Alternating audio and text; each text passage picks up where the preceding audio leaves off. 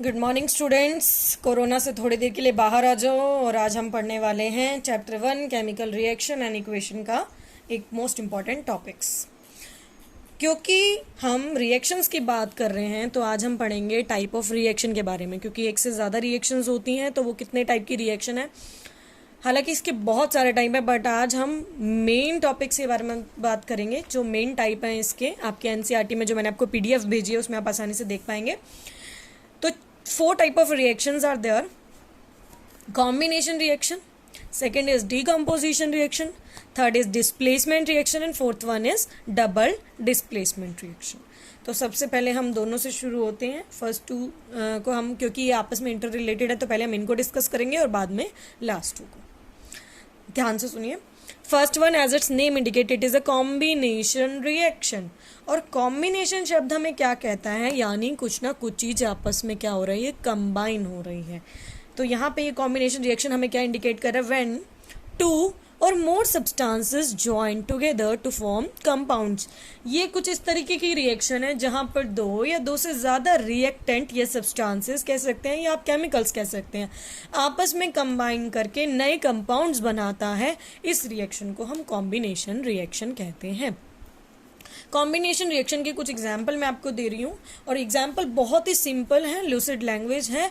ध्यान से सुनिएगा। ये आप अपनी डेली लाइफ में हमने गैसेस के बारे में पढ़ा है, oxygen, carbon dioxide, nitrogen, hydrogen and all, तो आप सबसे अवेयर हैं। देखो, carbon, whenever carbon react with oxygen, जब भी कार्बन एटमॉस्फेयर में प्रेजेंट ऑक्सीजन के साथ कंबाइन करता है तो कार्बन डाइऑक्साइड गैस की फॉर्मेशन होती है, CO2। तो आपको यहाँ पे क्या देखने को मिल रहा है कि आपस में कंबाइन करके कार्बन रिएक्ट विद ऑक्सीजन, तो ये किस टाइप की रिएक्शन है, कॉम्बिनेशन रिएक्शन।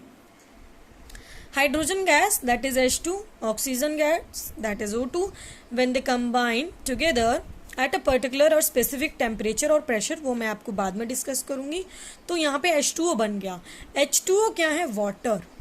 पानी किस तरीके से बनता है, H2 और O2 को जब कंबाइन करते हैं एक पर्टिकुलर टेम्परेचर पे, पर्टिकुलर प्रेशर पे, तो H2O की फॉर्मेशन होती है। This is also known as the combination reaction, क्योंकि हमें साफ दिखाई दे रहा है जब 2 सब्सटेंसेस, 2 केमिकल, 2 रिएक्टेंट आपस में कंबाइन कर रहे हैं तो कोई नई चीज बन रही है। तो ये कैसी रिएक्शन है, कॉम्बिनेशन रिएक्शन है। सेकेंड थी हमारी डीकम्पोजिशन रिएक्शन। देखो, मैं आपको क्यों कह रही हूँ इंटर रिलेटेड है, क्योंकि कॉम्बिनेशन डीकम्पोजिशन का बिल्कुल उल्टा है। कॉम्बिनेशन में 2 सब्सटेंसेस आपस में जुड़कर एक नई चीज की फॉर्मेशन करते हैं, जबकि डीकम्पोजिशन मतलब break down. Combination means to combine और decomposition means to break down. When a single substance breaks into 2 और मोर सब्सटेंसेस और केमिकल्स, यहाँ पर जोड़कर हमने सिंगल बनाया था, अब हम सिंगल को ही तोड़ने का काम कर रहे हैं, तो that type of reaction is known as decomposition reaction. For example, this is calcium carbonate. अगर आप कैल्शियम कार्बोनेट को आसान भाषा में समझें तो आप जो घर में चूना इस्तेमाल करते हैं सफेदी के लिए, उसे हम कैल्शियम कार्बोनेट कहते हैं।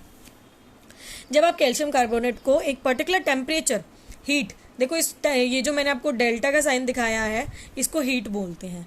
एट अ पर्टिकुलर टेम्परेचर जब आप इसे हीट करते हैं तो कैल्शियम ऑक्साइड और CO2 की फॉर्मेशन होती है, यानी single substance breaks down into 2 और मोर सब्सटेंसेस। सिमिलरली, अगर आप पानी, जो कि H2 है, इसको ब्रेक करने का काम करते हैं ईदर बाय प्रोवाइडिंग हीट और इलेक्ट्रिसिटी, आप इसमें करंट भी पास करते हैं तो ये टूट जाता है अपने आयंस में। H2 और O2 में टूट गया है। इसका मतलब कॉम्बिनेशन रिएक्शन जो है वो जस्ट अपोजिट है किसके, डीकम्पोजिशन के, या डीकम्पोजिशन रिएक्शन अपोजिट है कॉम्बिनेशन रिएक्शन के। इसलिए मैंने आपको सबसे पहले इन्हें एक्सप्लेन किया। इसके बाद में आपको एक रिएक्शन देख रहे हो आप, वाटर कैसे बन रहा है। H2 + O2 gives out water. अब आपने ये देखा होगा मैंने ब्रैकेट में Gl ये सब लिखा हुआ है, तो ये क्या इंडिकेट कर रहे हैं, तो ध्यान दीजिए। ये जो G है वो इंडिकेट कर रहा है इसकी फिजिकल स्टेट, L भी क्या इंडिकेट कर रहा है, फिजिकल स्टेट, कि आप जो एक्चुअल में केमिकल ले रहे हो वो किस फॉर्म में प्रेजेंट है। जैसे पानी किसके फॉर्म में होता है, लिक्विड, तो L लिखेंगे। अगर कोई चीज़ गैस है तो G लिखेंगे। अगर कोई चीज़ सॉलिड है, पत्थर कोई तरह पाउडर इस्तेमाल कर रहे हो तो आप S लिखेंगे। और अगर आपने किसी चीज़ को पानी में घोला है, उसका सॉल्यूशन बनाया है, तो AQ यूज़ करेंगे। AQ stands for aqueous. इसके बाद देखिए दो रिएक्शंस आपकी जो है, displacement and double displacement reaction. Displacement reaction क्या कहता है? Displacement reaction is a type of reaction in which more reactive metal displaces the less reactive metal. ऐसी रिएक्शन जिसके अंदर एक ऐसा मेटल जो कि कमजोर मेटल से ज्यादा रिएक्टिव है, वो उसे आसानी से रिएक्शन में से हटा देगा। जैसे कि एक हेल्दी बच्चा एक कमजोर बच्चे को आसानी से धक्का देके हटा देता है ना, इसी तरीके से डिस्प्लेसमेंट रिएक्शन में भी जो मोर रिएक्टिव मेटल है वो लेस रिएक्टिव मेटल को आसानी से डिस्प्लेस कर देगा। For example copper sulphate. Copper sulphate वैसे बेटा ब्लू कलर का पाउडर होता है, अगर आप उसे पानी में घोलेंगे तो वो एक्वस सॉल्यूशन बन जाएगा। कॉपर सल्फेट में जब आप Fe यानी आयरन के कुछ पार्टिकल्स को घोलते हैं तो उसका जो नया कंपाउंड बनेगा वो बनेगा FeSO4 प्लस में कॉपर। अब आपको पता कैसे चलेगा कि FeSO4 की फॉर्मेशन हुई?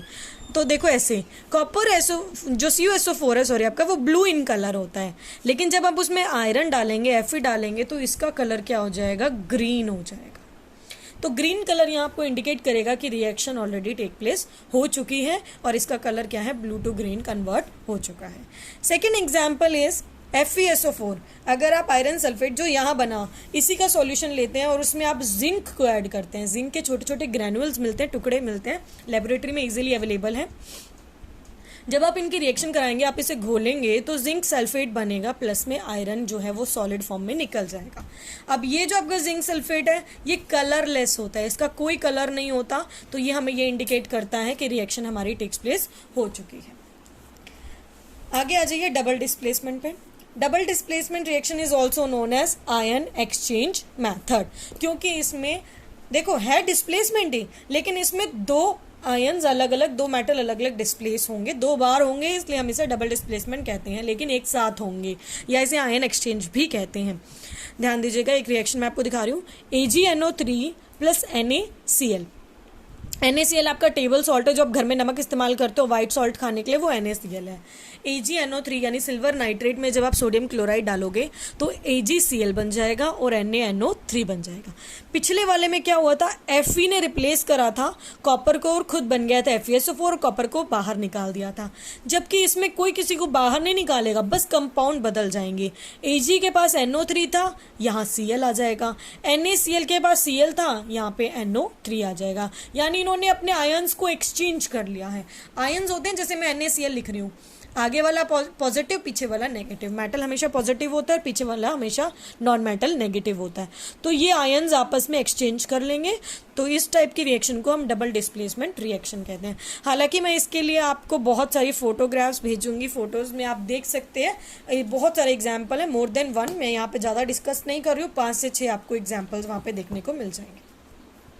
अब मेन प्रॉब्लम ये आती है कि आपको कैसे पता चले कि कौन सा मोर रिएक्टिव है, कौन सा लेस रिएक्टिव है। कलर तो हो सकता है लेस रिएक्टिव में चेंज हो जाए, या फिर क्या ऐसा इंडिकेशन होगा जिससे आपको ये समझ में आए डबल डिस्प्लेसमेंट या डिस्प्लेसमेंट अकर हो चुकी है। तो for that you have to learn the reactivity series. उसके लिए आपको रिएक्टिविटी सीरीज याद करनी पड़ेगी। रिएक्टिविटी सीरीज की फोटोज मैं आपको भेज दूंगी, उसको एक लंबी सी सीरीज है, जिसे मैंने यहाँ पे थोड़ा सा लिखा, आपको potassium, sodium, calcium, magnesium, aluminium, zinc, iron, lead, copper, silver, mercury, ऐसे बहुत सारी इतनी बड़ी आपकी जो रिएक्टिविटी सीरीज है, 15 से 20 उसमें एलिमेंट्स के नाम है। उसका मैं आपको एक ईजियर मेथड भी भेजूंगी कि आप उसको कैसे आसानी से याद कर सकते हो। बहुत ईजी है उसका मेथड लर्न करना, शॉर्टकट है, पर आप उससे पहले समझ लो रिएक्टिविटी सीरीज होती क्या है। रिएक्टिविटी सीरीज क्या है? ये डिक्रीजिंग ऑर्डर में लगी हुई है, यानी जो सबसे ऊपर मेटल होगा वो मोस्ट रिएक्टिव है, वो आसानी से अपने नीचे वाले को रिप्लेस कर देगा। अगर मैं पोटेशियम की रिएक्शन कराऊंगी इसके साथ सोडियम के साथ, तो आसानी से सोडियम को ये हटा देगा। अगर मैं सोडियम की कराऊंगी कैल्शियम के साथ, तो ये आसानी से कैल्शियम को हटा देगा, एंड अप टू सोनी नीचे की तरफ चलते जाएंगे। तो गोल्ड, सिल्वर, मरकरी ये सबसे वीक होते हैं, मोस्ट लीस्ट रिएक्टिव होते हैं, इसलिए ये आसानी से किसी से भी रिएक्ट नहीं करते हैं। जैसे आप जानते हो गोल्ड और सिल्वर के हम घर में ऑर्नामेंट्स पहनते हैं, रिंग्स डालते हैं, तो ये आसानी से ऑक्सीजन के साथ या हीट के साथ कंबाइन नहीं कर पाती है, जिसकी वजह से हम इसे लंबे समय तक पहन पाते हैं। ठीक है, तो आज के टॉपिक में हमने डिस्कस करा द टाइप ऑफ रिएक्शंस। ये most important type of reaction थी। उसके बाद some special type of reactions भी हैं जिनको हम नेक्स्ट लेक्चर में पढ़ेंगे।